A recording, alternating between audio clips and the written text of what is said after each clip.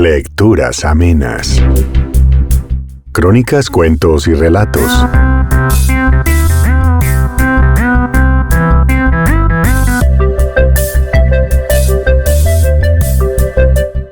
Bienvenida, querida gente. Hoy nos regalaremos con dos joyas literarias universales. Marguerite Yourcenar y Gabriel García Márquez. Escuchemos.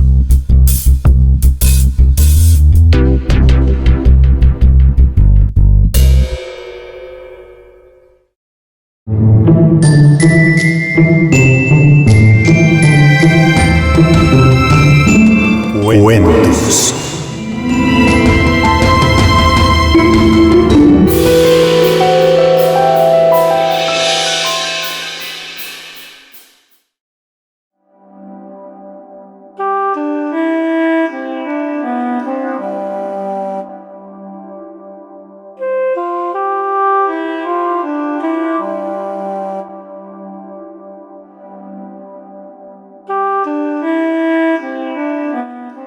Cuento azul, de Marguerite Yourcenar.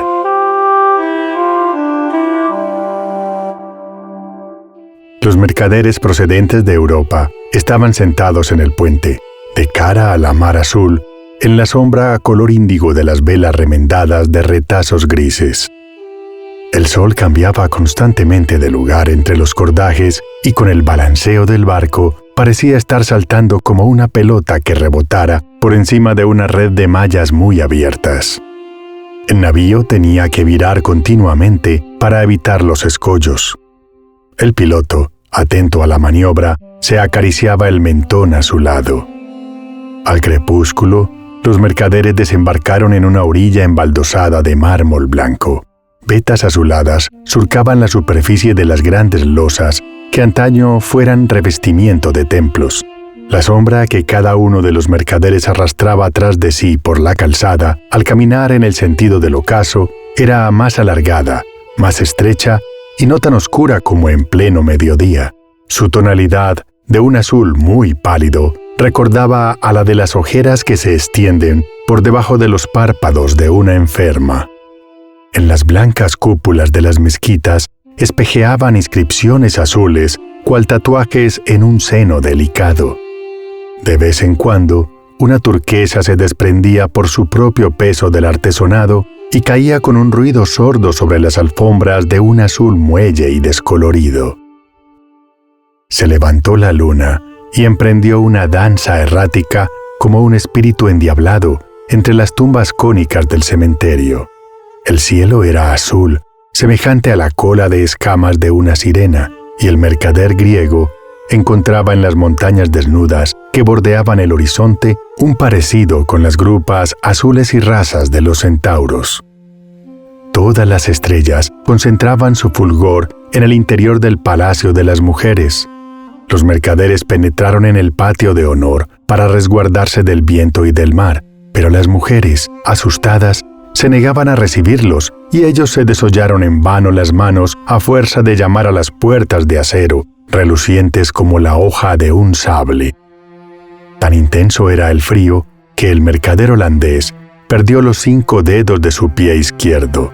Al mercader italiano le amputó los dedos de la mano derecha una tortuga que él había tomado, en la oscuridad, por un simple cabujón de lapislázuli.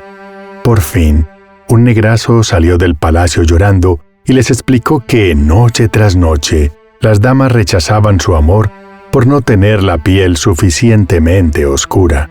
El mercader griego supo congraciarse con el negro merced al regalo de un talismán hecho de sangre seca y de tierra de cementerio. Así es que el nubio los introdujo en una gran sala color ultramar y recomendó a las mujeres que no hablaran demasiado alto para que no despertaran los camellos en su establo y no se alterasen las serpientes que chupan la leche del claro de luna. Los mercaderes abrieron sus cofres ante los ojos ávidos de las esclavas, en medio de olorosos humos azules, pero ninguna de las damas respondió a sus preguntas, y las princesas no aceptaron sus regalos. En una sala revestida de dorados, una china ataviada con un traje anaranjado los tachó de impostores, pues las sortijas que le ofrecían se volvían invisibles al contacto de su piel amarilla. Ninguno advirtió la presencia de una mujer vestida de negro, sentada en el fondo de un corredor, y como le pisaran sin darse cuenta los pliegues de su falda, ella los maldijo invocando al cielo azul en la lengua de los tártaros, invocando al sol en la lengua turca, e invocando la arena en la lengua del desierto. En una sala tapizada de telas de araña, los mercaderes no obtuvieron respuesta de otra mujer, vestida de gris, que sin cesar se palpaba para estar segura de que existía. En la siguiente sala, color grana, los mercaderes huyeron a la vista de una mujer vestida de rojo que se desangraba por una ancha herida abierta en el pecho, aunque ella parecía no darse cuenta, ya que su vestido no estaba ni siquiera manchado. Pudieron al cabo refugiarse en el ala donde estaban las cocinas y allí deliberaron acerca del mejor medio para llegar hasta la caverna de los zafiros. Constantemente los molestaba el trajín de los aguadores y un perro sarnoso fue a lamer el muñón azul del mercader italiano, el que había perdido los dedos. Al fin, vieron aparecer por la escalera de la bodega a una joven esclava que llevaba hielo granizado en un taifor de cristal turbio.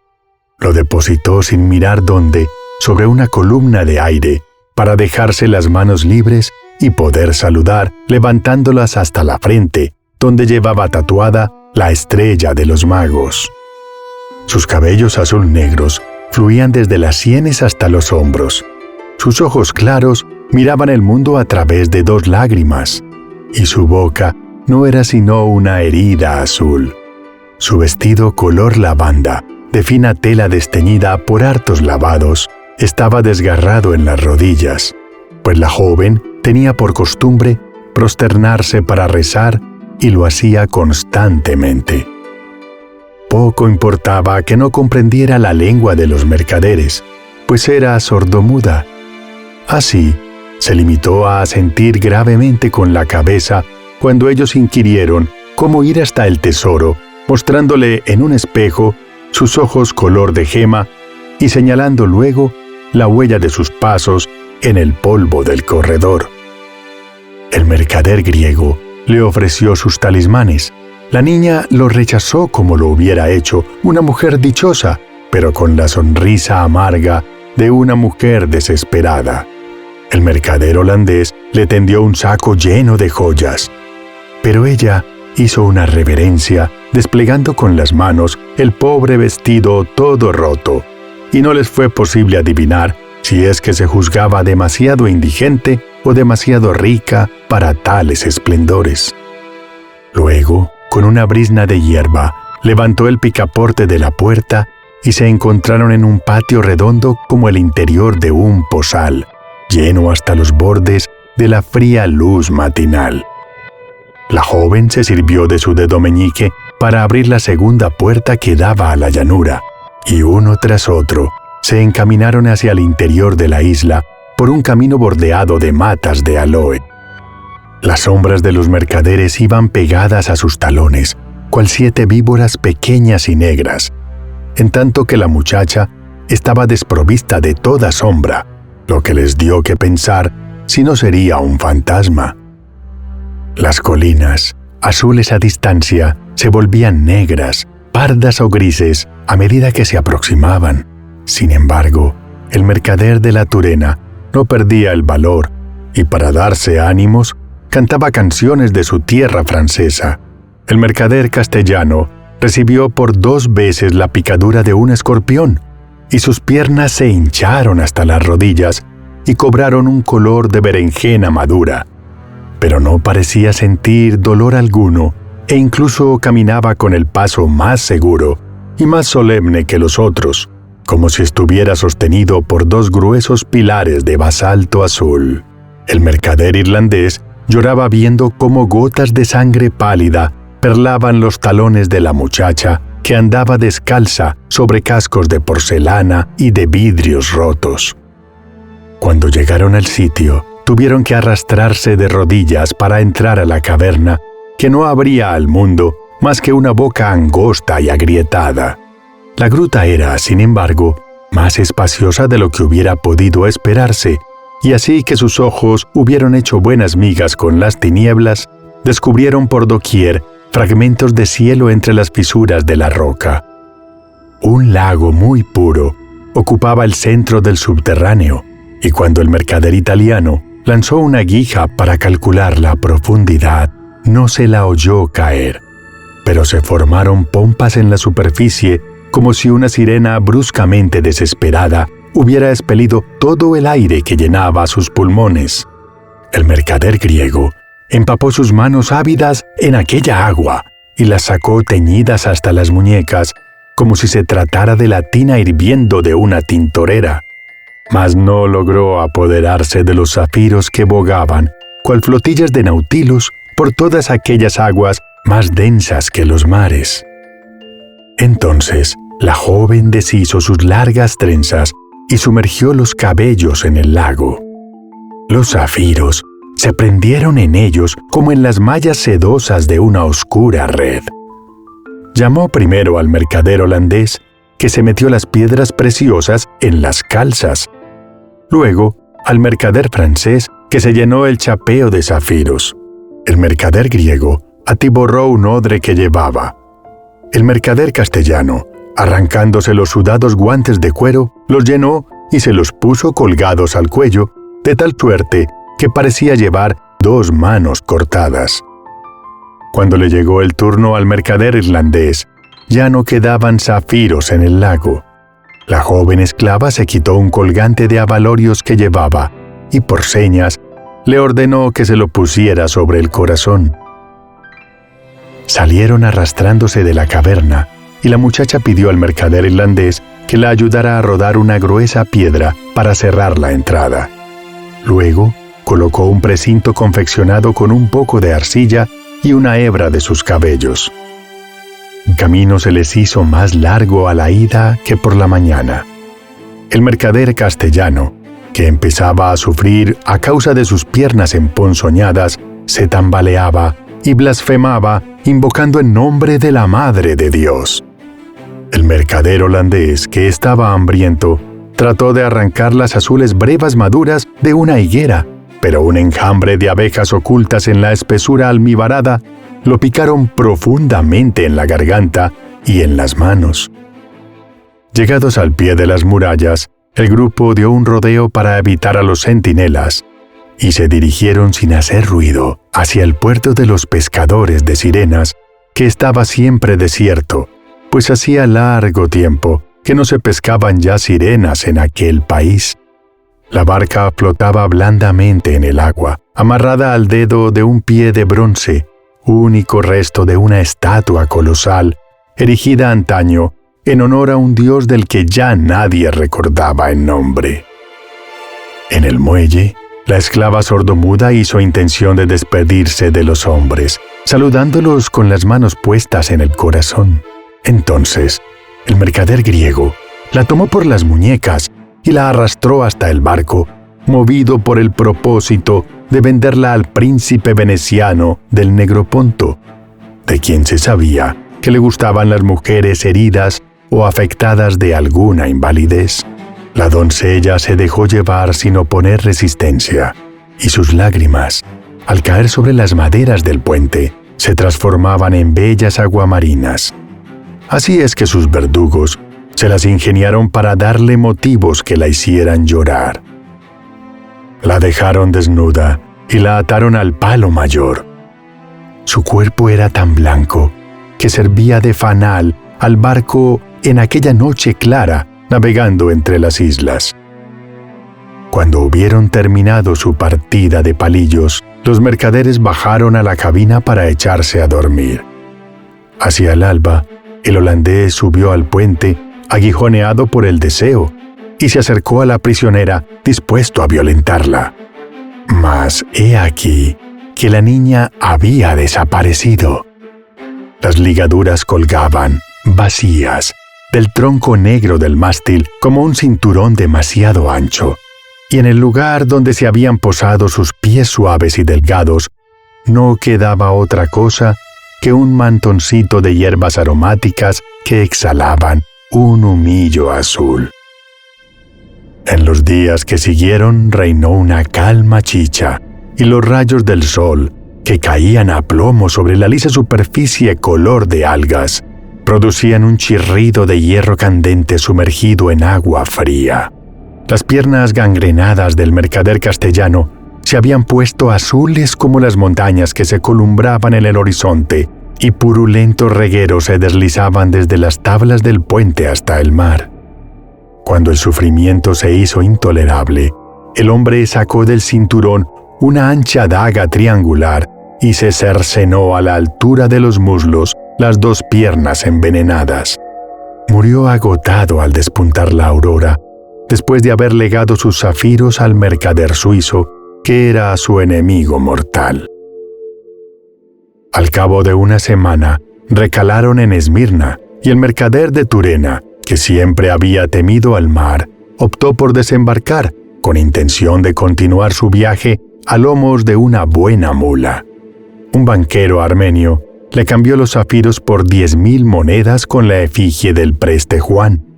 Eran piezas perfectamente redondas, y el francés cargó alegremente con ellas hasta 13 mulos. Pero así que llegó a Angers, tras 7 años de viaje, se encontró con la sorpresa de que las monedas del monarca preste no tenían curso en su país.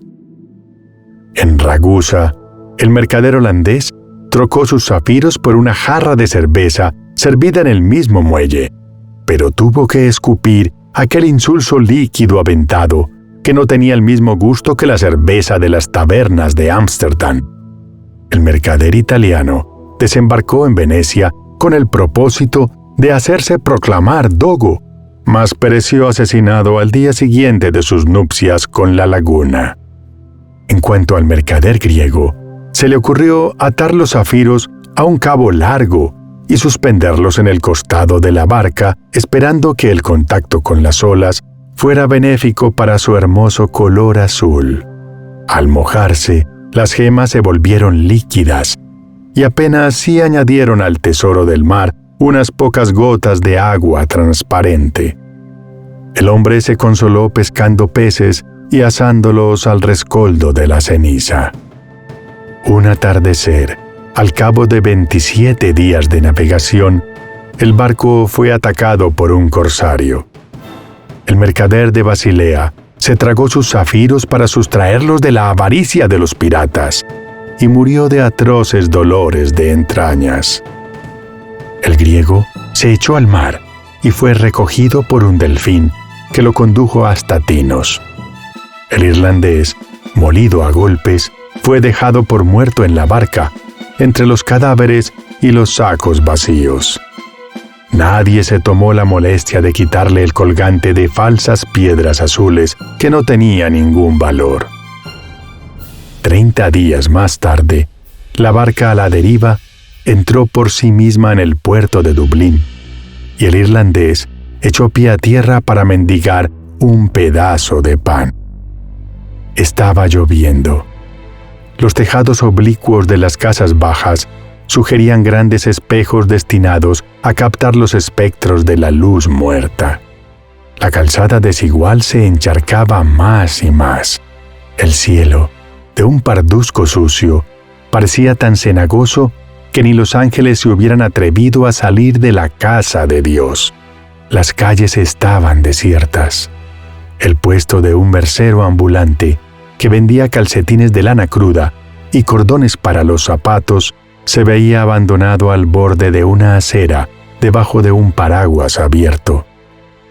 Los reyes y los obispos esculpidos en el pórtico de la catedral no hacían nada para impedir que cayera la lluvia sobre sus coronas o sus mitras, y la Magdalena recibía el agua en sus senos desnudos. El mercader, todo desalentado, fue a sentarse bajo el pórtico junto a una joven mendiga, tan pobre que su cuerpo, azulenco de frío, se veía a través de los desgarrones de su vestido gris. Sus rodillas se entrechocaban ligeramente. Sus dedos cubiertos de sabañones apretaban un mendrugo de pan. El mercader le pidió por el amor de Dios que se lo diera, y ella se lo tendió en el acto. El mercader hubiera querido regalarle el colgante de abalorios azules, puesto que no tenía ninguna otra cosa que ofrecer. Mas en vano buscó en sus bolsillos, alrededor del cuello, entre las cuentas de su rosario. No hallándolo, se echó a llorar desconsolado. No poseía ya nada que pudiera recordarle el color del cielo y la tonalidad del mar en donde había estado a punto de perecer. Suspiró profundamente, y como el crepúsculo y la fría niebla se espesaban en derredor, la muchachita se apretujó contra él para darle calor. El hombre le hizo preguntas acerca del país, y ella le contestó en el tosco dialecto del pueblo que dejara antaño, siendo aún muy chico. Entonces apartó los cabellos desgreñados que cubrían el rostro de la mendiga, pero tan sucio estaba que la lluvia iba trazando en él regueritos blancos. Y el mercader descubrió horrorizado que la niña era ciega y que una siniestra nube velaba el ojo izquierdo. No dejó por ello, sin embargo, de posar su cabeza en aquellas rodillas mal cubiertas de harapos, y se durmió sosegado. El ojo derecho, que había visto privado de mirada, era milagrosamente azul.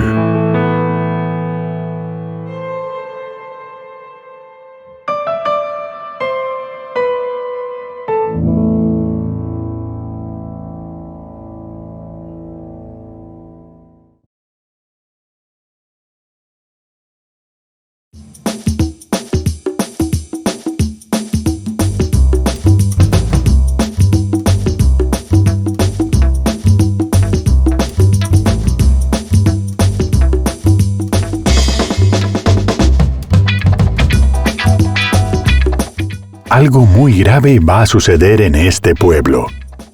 Por Gabriel García Márquez. Imagínese usted un pueblo muy pequeño, donde hay una señora vieja que tiene 2 hijos, uno de 17 y una hija de 14. Está sirviéndoles el desayuno y tiene una expresión de preocupación. Los hijos le preguntan qué le pasa y ella les responde: «No sé, pero he amanecido con el presentimiento de que algo muy grave va a sucederle a este pueblo». Ellos se ríen de la madre. Dicen que esos son presentimientos de vieja, cosas que pasan. El hijo se va a jugar billar y en el momento en que va a tirar una carambola sencillísima, el otro jugador le dice: «Te apuesto un peso a que no la haces». Todos se ríen. Él se ríe, tira la carambola y no la hace. Paga su peso y todos le preguntan qué pasó, si era una carambola sencilla. Contesta: «Es cierto, pero me ha quedado la preocupación de una cosa que me dijo mi madre esta mañana sobre algo grave que va a suceder a este pueblo». Todos se ríen de él, y el que se ha ganado su peso regresa a casa, donde está con su mamá o una nieta o en fin, cualquier pariente. Feliz con su peso, dice: «Le gané este peso a Dámaso en la forma más sencilla, porque es un tonto». ¿Y por qué es un tonto? Hombre, porque no pudo hacer una carambola sencillísima, estorbado con la idea de que su mamá amaneció hoy con la idea de que algo muy grave va a suceder en este pueblo. Entonces le dice su madre: «No te burles de los presentimientos de los viejos, porque a veces salen». La pariente lo oye y va a comprar carne. Ella le dice al carnicero: «Véndame 1 libra de carne». Y en el momento que se la están cortando, agrega: «Mejor véndame 2, porque andan diciendo que algo grave va a pasar y lo mejor es estar preparado». El carnicero despacha su carne y cuando llega otra señora a comprar 1 libra de carne, le dice: «Lleve 2, porque hasta aquí llega la gente diciendo que algo muy grave va a pasar y se están preparando y comprando cosas». Entonces la vieja responde: Tengo varios hijos. Mire, mejor deme 4 libras. Se lleva las 4 libras. Y para no hacer largo el cuento, diré que el carnicero en media hora agota la carne, mata otra vaca, se vende toda y se va esparciendo el rumor. Llega el momento en que todo el mundo en el pueblo está esperando que pase algo. Se paralizan las actividades y de pronto, a las 2 de la tarde, hace calor como siempre. Alguien dice: ¿se ha dado cuenta del calor que está haciendo? Pero si en este pueblo siempre ha hecho calor. Tanto calor que es un pueblo donde los músicos tenían instrumentos remendados con brea y tocaban siempre a la sombra, porque si tocaban al sol, se les caían a pedazos. Sin embargo, dice uno, a esta hora nunca ha hecho tanto calor. Pero a las 2 de la tarde es cuando hay más calor. Sí, pero no tanto como ahora. Al pueblo desierto, a la plaza desierta, baja de pronto un pajarito y se corre la voz. ¡Hay un pajarito en la plaza! Y viene todo el mundo, espantado, a ver el pajarito. Pero señores, siempre ha habido pajaritos que bajan. Sí, pero nunca a esta hora. Llega un momento de tal tensión para los habitantes del pueblo que todos están desesperados por irse y no tienen el valor de hacerlo. Yo sí soy muy macho, grita uno. Yo me voy. Agarra sus muebles, sus hijos, sus animales, los mete en una carreta y atraviesa la calle central donde está el pobre pueblo viéndolo. Hasta el momento en que dicen: si éste se atreve, pues nosotros también nos vamos. Y empiezan a desmantelar literalmente el pueblo.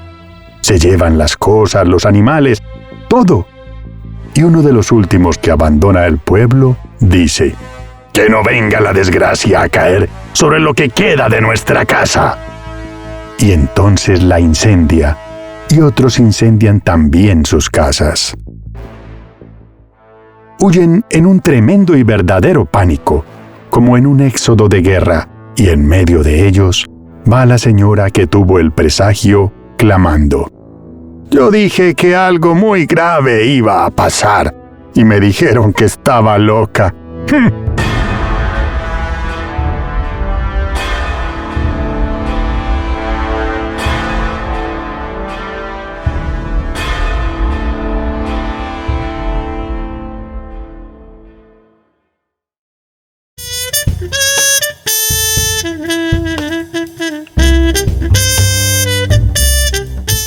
Y así termina otro episodio de Lecturas Amenas, crónicas, cuentos y relatos. Los espero el próximo fin de semana. ¡Feliz vida!